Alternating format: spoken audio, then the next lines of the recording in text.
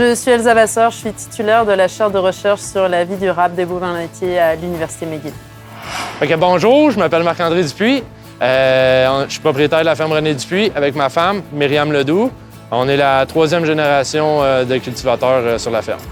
Bonjour, je m'appelle Steve Adam, expert en confort et bien-être chez Lactanet. Historiquement, au Québec, dans les stabulations entravées, on avait des stalles faites en béton avec de la litière. Par la suite est arrivé les tapis de caoutchouc, aussi avec un peu de litière.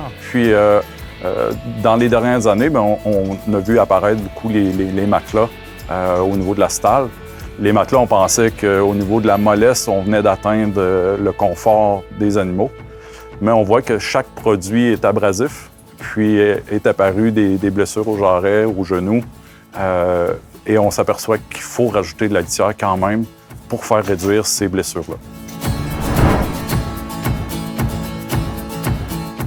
C'est sûr que par rapport au temps de repos, on a vraiment vu des belles améliorations. Nous, là, déjà à peu près une douzaine d'années, on avait tout élargi les stalles. Donc, toutes les stalles ont à peu près entre 5 et 5 pieds et demi de largeur. Fait que déjà, on avait éliminé beaucoup de problèmes de jarrets à ce niveau-là. Mais depuis 7 ou 8 ans à peu près, là, on a vraiment augmenté la quantité de paille qu'on mettait en dessous des vaches. Puis c'est vraiment, les résultats sont incroyables. Les vaches se reposent vraiment plus longtemps, là. Souvent, on va finir le train le matin, puis on va quitter l'étable, les vaches commencent à se coucher. Puis si c'est tranquille dans l'avant-midi puis que personne fait de bruit, va déranger les vaches ni rien, bien, on peut rentrer dans l'étable à midi puis sont encore toutes couchées, là. Donc c'est vraiment une belle preuve.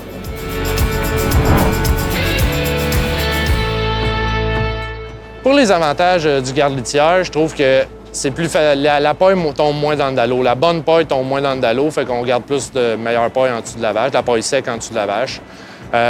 La vieille vache ou la vache crampée va avoir moins de misère à se lever. La garde-litière, quand les pattes accotent dans le garde-litière, donc la vache se lève mieux. Puis aussi, dans le temps, on pouvait arriver, puis à la ferme, il y avait des vaches dans le dallo, la voisine avait donné un coup, peu importe. Ça, on n'a plus. Zéro, on n'a plus de vaches dans le dallo.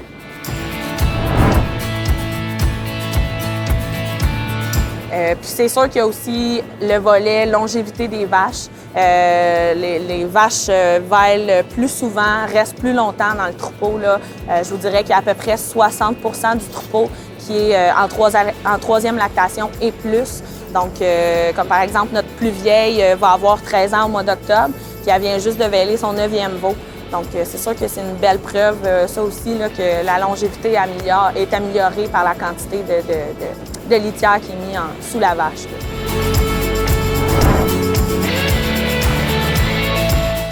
Donc, une des expériences visait à maximiser le confort au lit. Donc, pour ça, on a testé différentes longueurs de stalles et on voulait garder à tout prix un 3 pouces de litière à l'intérieur des stalles. Donc, on a utilisé un garde-litière à cet effet. Donc, les résultats qu'on a obtenus à la ferme expérimentale du campus, c'est une amélioration du temps de repos, donc 1 à 2 heures par jour. Ce qu'on a aussi trouvé, c'est la guérison des blessures aux membres, au niveau des jarrets, au niveau des genoux, presque immédiatement, et une disparition dès la 3e semaine.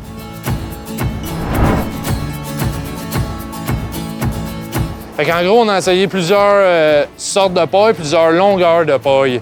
La sorte, avec mes expériences, la sorte n'a pas vraiment d'importance. La longueur a vraiment une méga importance. Ça prend de la paille le plus court possible. À mon expérience à moi, j'ai déjà eu de la paille full rotocote, axiale. Je la mettais au bras en dessous des vaches, puis je trouvais que c'était quand même l'idéal, là. Plus qu'elle est courte, mieux que c'est. La paille longue, elle cherche plus à aller dans le dallo, elle reste humide aussi.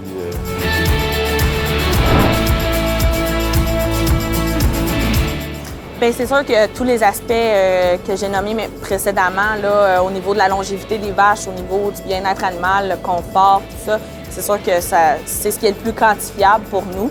En plus de ça, c'est sûr qu'au niveau de la propreté des vaches, on a vu une légère amélioration au niveau de la propreté, une amélioration aussi au niveau du comptage de cellules somatiques qui a descendu beaucoup depuis qu'on a changé notre façon de faire au niveau de la litière.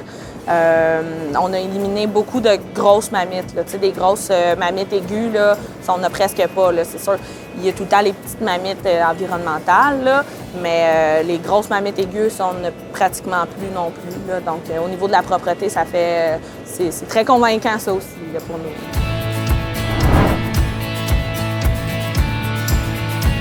Donc, pour ce qui est des jarrets aussi, là, au niveau du Pro-Action, on a des belles évaluations qui nous permettent aussi de mesurer là, à quel point la quantité de litière en dessous des vaches fonctionne bien.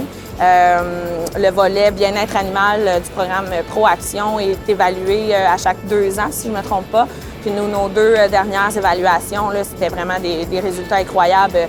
100% au niveau des blessures de jarret, 100% au niveau des blessures de genoux, 100% au niveau des blessures de cou.